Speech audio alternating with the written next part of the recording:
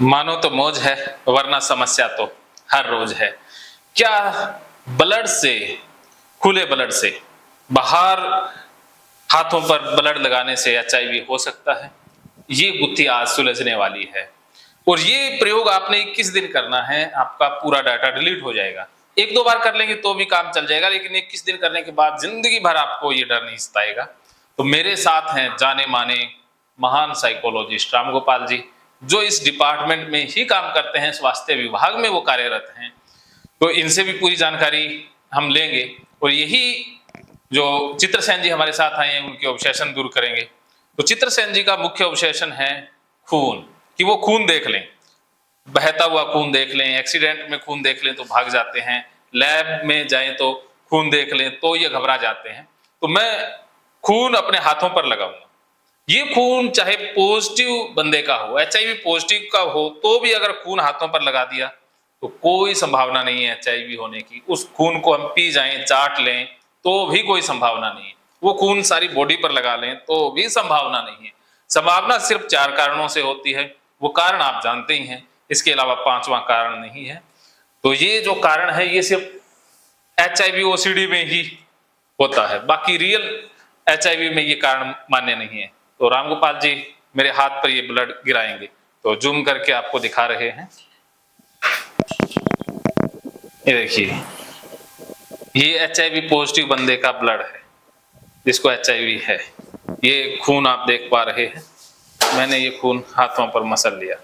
ये खून मैं अगर पी भी जाऊं तो भी एचआईवी होने की कोई संभावना नहीं, क्योंकि हवा में एचआईवी का वायरस जिंदा रहता ही नहीं है। जैसे खून हाथों पर गिराया, हवा से आमना सामना हुआ, हवा टकराई तो एचआईवी का वायरस विद इन सेकेंड मर ही गया। बिल्कुल सही कहा राजेंद्र जी आपने, क्योंकि ये जो वायरस होता है बहुत ही सेंसिटिव होता है, और ये क्या है कि या तो क्या है कि ह्यूमन ब्लड के अंदर जिंदा रह सकता है या वीर्य के अंदर जिंदा रह सकता है। बिल्कुल। और फिर टेस्ट जो कराते हैं हम लोग, टेस्ट कराते हैं, देखो ये तो कुछ नेशनल गाइडलाइन रहती है।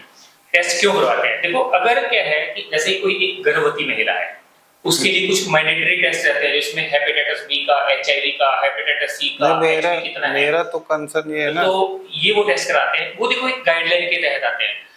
अगर क्या है कि हम किसी डर के कारण कि मुझे एचआईवी ना हो जाए, कहीं मैंने किसी चीज को टच किया था उसकी वजह से मुझे एचआईवी ना हो गया हो, इस डर की वजह से अगर हम बार-बार टेस्ट करवाते हैं तो ये ओसीडी की कैटेगरी में आता है। नहीं तो जैसे सर कह रहे खत्म हो जाता तो वो भी निकालते होंगे तो खत्म हो जाता होगा, वायरस ही खत्म हो जाता होगा। वायरस बिल्कुल अभी खत्म हो चुका है ना, ये हो चुका है। वो खुले हवा के संपर्क में आते, जब निकालते हैं सिरिंज से तो वो हवा के संपर्क में नहीं आता। अच्छा, हवा के संपर्क में आते ही वायरस मर जाता है। बस आपने इतना ध्यान रखना है, बाकी किसी पचड़े में नहीं फंसना। बाकी जितनी जानकारी लोगे उतने फंस जाओ।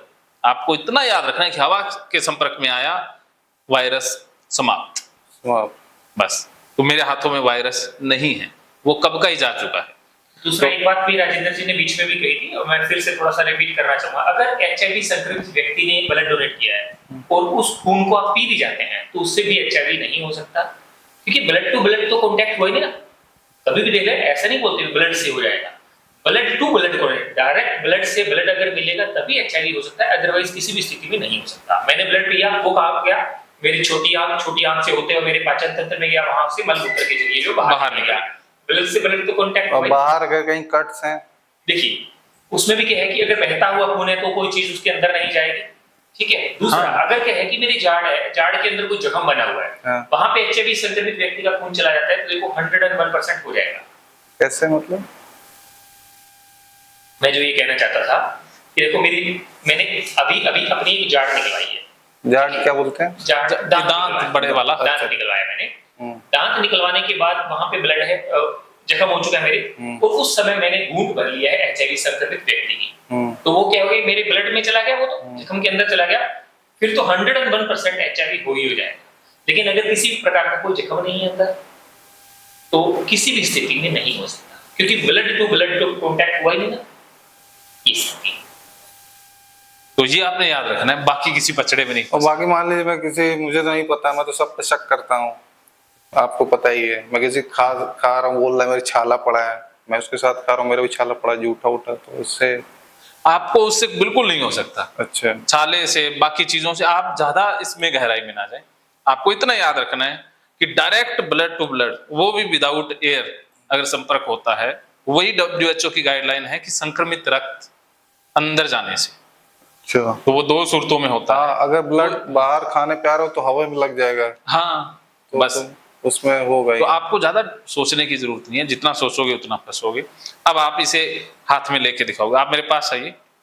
सर मुझे खून से बड़ा खून से डर लगता है, घिनौना लगता है। घिनौना लगता है, वो भी निकलेगा। आप इधर देखिए, लाल कलर दिख। हाँ लाल कलर दिख रहा है, तो इधर लाइए, चेयर इधर लाइए। इससे भागोगे तो डट आएगा ना।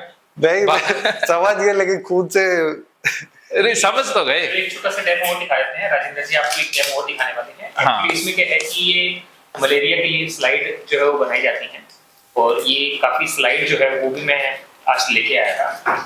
तो इसमें भी आप देखेंगे हर किसी में अलग अलग व्यक्ति हुए। वो तो जो ब्लड था उस ट्यूब के अंदर वो तो किसी एक व्यक्ति का था, लेकिन इसमें क्या है कि कुल इसमें अलग अलग व्यक्तियों के, लेकिन मैंने एक लगाया था। 25 व्यक्तियों की जो है वो स्लाइड है। ये 25 व्यक्तियों की स्लाइड है। चलो इसका एक नया वीडियो बना लेते हैं, ठीक है। हाँ, क्योंकि एक बार आपने कोशिश कर ली तो ठीक हो जाओगे। जैसे राम गोपाल जी तो मेरे हाथों को लगा ही सकते हैं, इनको तो कोई दिक्कत नहीं, मनीष भी लगा सकता है। तो आप एक बार इधर हाथ करिए, हाथ मिलाते हैं। हाँ वेरी गुड, इधर दिखाइए, ये हाथ मिला लिया आपने, क्विक एक्शन लिया, नो सोचा, तो आप ठीक हो गए। आपको लगाने की जरूरत ही नहीं है, ठीक है। आप इतना कर लिया, अब ये गिरा भी लोगे तो भी कोई खतरा नहीं है, क्योंकि खतरा अगर मुझे नहीं है तो क्या आपको हो सकता? अच्छा, कट्स वगैरह हो तब भी कुछ नहीं? कोई दिक्कत नहीं, कट से खून बाहर ही जाता है। हाँ, तो आप बस इतना सोचें कि आपको नहीं होगा और ना ही है, बाकी आप फंसे ना, ठीक है। और किसी भी हेल्थ प्रोफेशनल जो मेडिकल लाइन के बंदे हैं वो कुछ लूप पॉइंट छोड़ देंगे, फिर आप फंस जाओगे। तो किसी से आप री इंश्योर ना करें, बार बार पूछना भी ओसीडी का लक्षण है। डॉक्टर से, हेल्थ प्रोफेशनल से पूछना भी ओसीडी का लक्षण है, क्योंकि वो गहराई से, डिटेल से जानते हैं। वो कुछ ऐसी बातें बोल देंगे जो आपका माइंड पकड़ लेगा। वो अपनी जगह सही है, वो मेडिकल लाइन की भाषा बोलेंगे, वो साइकोलॉजी की भाषा नहीं बोलेंगे। इसलिए आप डॉक्टर से भी इस बारे में पूछेंगे तो भी फंसेंगे, गूगल पर सर्च करेंगे या यूट्यूब पे वीडियो देखेंगे तो ही फंसेंगे। तो ये कंपल्शन है, ठीक है। तो आप खुश? तो राम गोपाल, हाँ जी। एक चीज मैं और बोलना चाहूंगा कि एक्चुअली क्या है कि जब हमें क्या है कि स्टार्टिंग स्टेज में ओसीडी होती है या किसी भी चीज से फोबिया होता है, फॉर एग्जांपल जैसे आपको एचआईवी से है, तो उस स्थिति में होता क्या है कि हम गूगल बाबा के, यूट्यूब के बहुत तगड़े पुजारी बन जाते हैं। बार बार क्या है कि अलग अलग लोगों के विचारों को सुनते हैं, और इसके नाम से ही क्या होता है, ओसीडी, ऑब्सेसिव कंपल्सिव डिसऑर्डर, मतलब मनोग्रस्तता बाध्यता विकार। इसमें तरह तरह के विचार जो है व्यक्ति के जो है ना, झूठे और काल्पनिक विचार जो दिमाग में आते रहते हैं। अगर आप 10 लोगों के विचारों को सुनोगे तो 10 तरह के लोग 10 तरह के विचार देंगे, तो वो एक जंजाल सा बन जाता है और उसमें हम निकल नहीं पाते हैं। और उसमें व्यक्ति जो मानसिक समस्या से पीड़ित है वो नेगेटिव पॉइंट को ढूंढना शुरू कर देता है, और कुछ ना कुछ ऐसा लूप पॉइंट जरूर मिल जाएगा जो उसकी जो ओसीडी की समस्या है या फोबिया की जो समस्या है उसको क्या है कि बढ़ाने का काम करेगा। इसलिए क्या है कि सबसे पहला जो होमवर्क रहता है वो ये रहता है कि हमें क्या है कि जो वास्तव में जो वैलिड जो साइकियाट्रिस्ट होते हैं या साइकोलॉजिस्ट होते हैं उनसे ही इसके बारे में संपर्क करना चाहिए। बाकी यूट्यूब के, गूगल के या अन्य जो कुछ ऐसे लोग हैं जो अज्ञानतावश भी कुछ वीडियो बना देते हैं, उनके संपर्क से जो जितना हो उसके बचना चाहिए। अच्छा, लास्ट टाइम मैंने मार्च में टेस्ट कराया था, तो मेरे अंदर तो अहम तो है ही है। तो जो सुई होती है कैप में लगाते हैं ना, पहले तो मैं सोचता था कि सुई से ही निकालते हैं। ये वाली कैप क्या? ये वाली एक सुई जिसमें लगाते हैं, वो सिरिंज के ऊपर सुई लगाते हैं, फिर हाँ, वो कैप होती है। तो वो रखा हुआ था, मैं ऐसे बैठा हुआ तो शाइन कर रहा था रेड कलर का, तो मुझे लगा खून लगा है उस कैप में। फिर वो सिरिंज नहीं वहां से निकाल के लगाई, मैं सोचा कि सिरिंज वो वाली निकलती, मैंने कभी इतना गौर नहीं किया था कि लबदार होने लगा तो हर चीज गौर करता था। तो फिर मैंने कहा सुई, तो वो सुई इसमें से निकाल दी कैप से, दूसरी फिर लगा दी मेरे सामने, नहीं। अब कैप के ऊपर मेरे को ऐसा लगा ब्लड था, सुई में नहीं। सुई तो कैप और अंदर कैप के अंदर ये जो टिप है डाल के निकाल ली। तो मैं सोचा यार ये खून लगा था उस पे। फिर मैं वापस गया तो कहीं खून नहीं था, उसमें ब्लैक कलर मक्खी उड़ती रहती हैं, बट फिर मैं शाम को भी गया, मैं कहा वीडियो दिखा दो, कहा भाई इतना जूम करके, कहे पहली बात तो उससे कुछ होता ही नहीं है। फिर मैं गया डॉक्टर पास, तो कहे वो हवा में रहता ही नहीं, पहली बात तो उन्होंने भी यही बताया। सच्चाई तो यही है। लेकिन मन तो जो झेल रहा है वो तो वो उसका देखिए सिर्फ एक ही तरीका है, जितना ज्यादा इस डर से हम डरते चले जाएंगे और इससे भागने की कोशिश करेंगे, उतनी ज्यादा ये समस्या बढ़ती चली जाएगी। जैसे जैसे हम डर के नजदीक आते चले जाएंगे, जिन चीजों से हमें डर लगता है वो व्यवहार हम बार बार करेंगे तो ये समस्या खत्म हो जाएगी। बिल्कुल, फेस एवरीथिंग एंड रिकवर, डर का सामना करके ही आप जीत पाओगे। मैं यार तो कॉन्फिडेंस लेवल काफी है। चलो आज कॉन्फिडेंस आ गया। तो इस ब्लड से संबंधित कोई आपका सवाल, तो राम गोपाल जी अभी मौजूद हैं, इनसे आप कुछ पूछना चाहते हैं या अगले? हाँ, ब्लड से अब वो तो आपने क्लियर कर दिया, एयर कांटेक्ट में नहीं आ जाएगा तो हाँ, समाप्त हो detect में जाएगा। ओके, क्योंकि झूठे विचार देने वाले लोगों की दोस्त कभी नहीं है। मैं मेरा माइंड वॉश हुआ है यूट्यूब से ही हुआ है। पहली बार मैंने जब चेक किया था यूट्यूब पे ही चेक किया था। मुझे ब्लड जब लगा था तब मैं नहीं डरा था। लोग डरा रहे थे ना। नहीं, मैं तब भी नहीं डरा था। मुझे 6 महीने बाद स्टोन हो गया था, स्टोन में डिटेक्ट नहीं हो पा रहा था, तो मैंने यूट्यूब का सहारा लिया। मैं कहा क्या हो गया साला, पता नहीं चल रहा, खाना खा रहा हूँ पच नहीं रहा है। अब उसमें दिख गया लक्षण, सारे लक्षण सेम होते हैं, तो मैं पिछला याद करके सुन, मैं कहा उसका ब्लड लगा था, कहीं कटा उटा तो नहीं था हाथ उस समय। मेरे अंदर वहम हो गया और फिर मैं किसी से कह भी नहीं पा रहा था।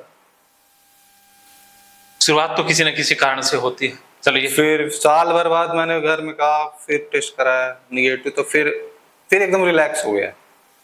जिम जाता था, फिर जिम में वायर छू गई थी, तो फिर वहाँ वो सब जो पढ़ा हुआ था कहीं ना कहीं वो कनेक्ट हो गया फिर से, कि और लोग को भी ये वायर छुई होगी, हाथ में गड़ गई होगी कहीं, यहाँ पे जितने आते किसी को, फिर मैं फंसता चला। देखिए ये जो ओसीडी होती है, ये फोबिया होता है, ये बड़ी शातिर बीमारी है। ये व्यक्ति के कमजोर क्षेत्र को ढूंढती है और कोई ना कोई ऐसा ट्रिगर फेंकती रहेगी जो कहेगी आपको अपने जंजाल में फंसा लेगी। देखिए विचारों का रोग है, विचार तो किसी भी प्रकार के कुछ भी आ सकते हैं। वो कहते हैं ना कि बिना हवा और बिना माचिस हवा में आग लगाने वाले विचार अगर आपने देखने हो तो आप ओसीडी फोबिया वाले बंदे को देख लो, आपको कहीं जाने की जरूरत नहीं है। विचार तो कुछ भी आ सकते हैं, विचारों में तो मैं आज देश का प्रधानमंत्री भी बन सकता हूँ, कुछ भी बन सकता हूँ। एक कहावत भी है राम सर कि जहां ना पहुंचे रवि वहां पहुंचे कवि, और जहां ना पहुंचे कवि वहां सिर्फ पहुंचे ओसीडी वाला।